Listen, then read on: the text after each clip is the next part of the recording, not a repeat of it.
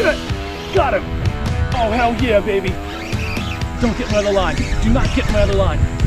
Oh, wow, look at that dragon. Look at that dragon.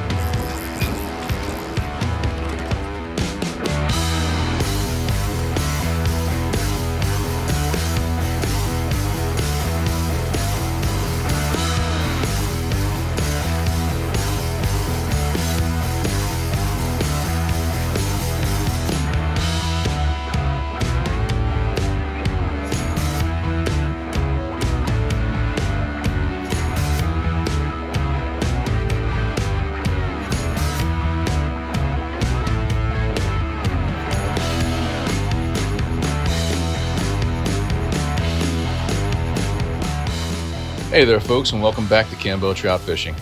On today's video, I'm out here with Fish and Hunt Maryland on Maryland's eastern shore, chasing snakehead.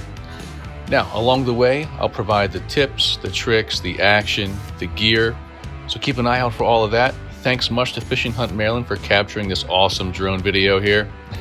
I'm gonna have to look into getting one of my own and really using it a lot more on the water. Now, if you missed it from last week, make sure you check out my video that was topwater rockfish and some of the biggest, heaviest crabs I ever caught in my life. But for today's video, this is actually my first snakehead ever on drone footage. So don't forget to hit that like button. And now, let's get to the video.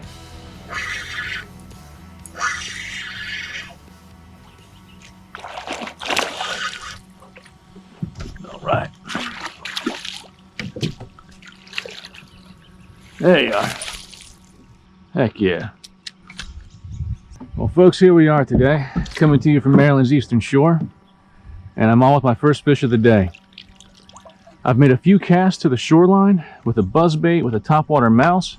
I just took the Mepps number 4, which I've told you about before. It's one heck of a lure. And sure enough, we're hooked up with our first fish of the day. Now I caught her way out here in the middle of nowhere because I was fishing the shoreline, not getting anything. I was like, you know what? Let me check and see if the snakehead are offshore today. And sure enough, here she is. Like I said before, that's on the Mepps number 4 inline spinner. I'm telling you, that is one heck of a lure. It catches everything that swims, it seems like, man. Oh, oh, oh. There she goes. There she goes, being a snakehead. And there she is. What a little beauty. What a little beauty. Your lucky day, little guy. A little beauty. All right, you.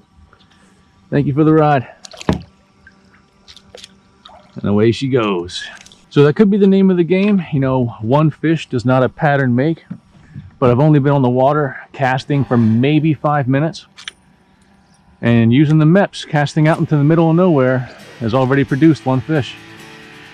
Let's see if we can make it more. And as always, folks, square away your gear. It's already problematic having your rods in the front of your boat. At least keep them hooked up. Make less drama for you. Oh, and I didn't mention, I'm out here today with Fish and Hunt Maryland. I'll leave a link in the description to their site. But if you want to learn more about fishing and hunting in Maryland, check them out, man. They're out here today to join me for some snakehead fishing, like I said, on Maryland's eastern shore. So I'm going to show them around and hopefully impart some knowledge to them, and they'll be able to pass it on to you. And again, I'll leave a link in the description. I'll introduce the 2 gentlemen who are with me here today once we get them launched. Because right now, they're getting some shots of me with the drone. You may actually be able to hear the drone in the background. It's over to my left, off my shoulder.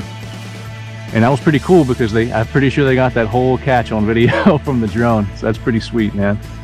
Only way it could have been better if it was topwater.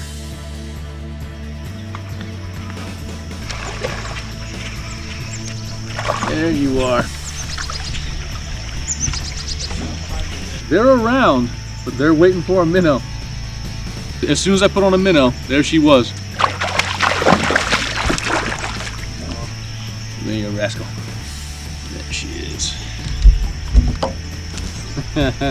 She's being kind. As soon as she saw that minnow, she pounced on it. There she is, folks. Was it Patrick? Yeah. Yes, all right. Hey folks, like I told you before, out here with Fish and Hunt Maryland, on the front side over here you see Patrick. Paul's out here somewhere, you'll see him soon. This is the second of the day, probably about a 17-incher, 16, 17-incher. And she was in the shallows and jumped on the minnow as soon as it landed.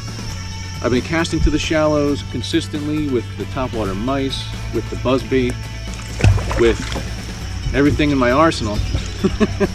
And they really haven't been all that interested. I got the one early on the Mepps. But I know they're in these shallows, and sure enough, as soon as I put on a nice big minnow under a float, probably about 10 inches under the float, that bobber went down almost as soon as I put it in there. So that might be the pattern today, which wouldn't be a big surprise because that's what they do in the fall. In the fall, they tend to really key on live bait. And if you've seen my videos, you already know the story on that, man. I'm gonna keep the lures handy. I would much rather a topwater bite today, but if they want the big minnows, that's why I bought them. Now to rig these up, like I said before, I'm fishing a float on top. Just make sure the float's big enough to hold up a large minnow. That's really all you need from the float. Down from that, I have a barrel swivel to prevent some of the line twisting that's normally involved with the kind of float fishing like this. And about 10, maybe 12 inches under the float, that's going down to a 1/0 octopus hook, Gamakatsu. I am lip hooking the minnows, and that's it. The rig itself doesn't get much more simple, but it's one heck of an effective way to catch snakehead. So let's see if we can find number 3. As the day went on here, folks, I think I began to discern a pattern. I got that first fish out in the channel or channel edge on a Mepps. Then I was able to get one shallow on minnow, and it seemed like as the day progressed, the fish were moving more shallow as the water warmed. I noticed it first right here when I was undoing a snag and I saw them spook from deep in the mats.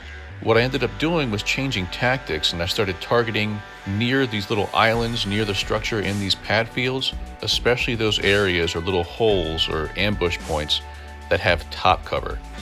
I've said it before in my videos, snakehead just seem to love top cover. Just protect them from those threats from above like eagles and such. So, some great notes there, file those away. Always pay attention to what you're seeing on the water. Watch for when birds fly over and they're spooking, anything like that. Be aware of your surroundings, it'll make you a better fisherman. All right, I just had a hit where I just landed this thing. But the snakehead have not been coming back today, so I'm not super optimistic about my chances of getting her to bite again. They've been hitting once and that's it. Oh my God! Did you see the size of that fish? Holy, that fish was enormous. Oh, why did you have to miss it? Oh my God, that fish was big. Holy crap. Oh, I don't think she's coming back. Oh God, that hurt. Oh, that fish was so big. You fish haunt my dreams for a reason, man. It's that kind of crap right there. Fudge frickin' muffin. That was movement. I don't know from what. Did he get it? Did he get it? He didn't get it. He missed it again. Oh, this wind is blowing, man. Yes! Got him! Hell yeah! Oh, hell yeah, baby! Don't get my other line. Do not get my other line. Oh, wow. Look at that dragon. Look at that dragon. Oh. Oh, come to me. Come on. No, not in that. Yes! Yeah! Oh, I just picked another one. Oh, man, that makes my trip. Oh, that makes my trip. Anytime I come out to the Eastern Shore, man, that's at minimum from an hour and a half in the morning and anywhere between like an hour 45 and 3 hours in the afternoon, depending on the frickin' traffic. So when I can come out here and catch a fish this size, oh, it makes it so worth it, man. Oh, it makes it so worth it. and on Topwater after she missed it twice. Oh, so blessed, man. Oh, so blessed and so lucky to land this fish. He's so mad. I don't blame her. I do not blame her.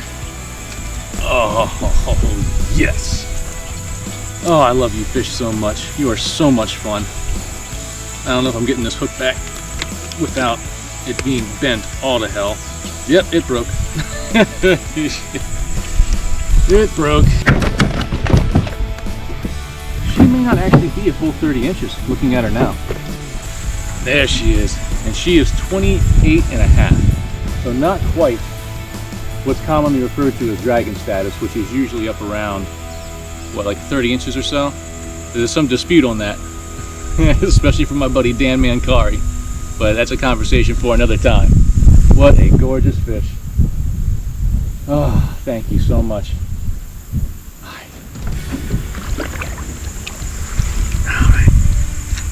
Well, folks, it's been a heck of a day out here. Thanks again to Fish and Hunt Maryland for the invite, for letting me take y'all out today, for the interview, for everything. And folks, I'll leave a link in the description to their site. I may have broke the hooks on that, one of my favorite lures, man, but when you're dealing with a fish that big, if it ain't worth it, I don't know what is. Thanks for watching, folks. Please like, share, and subscribe, and y'all have a good one.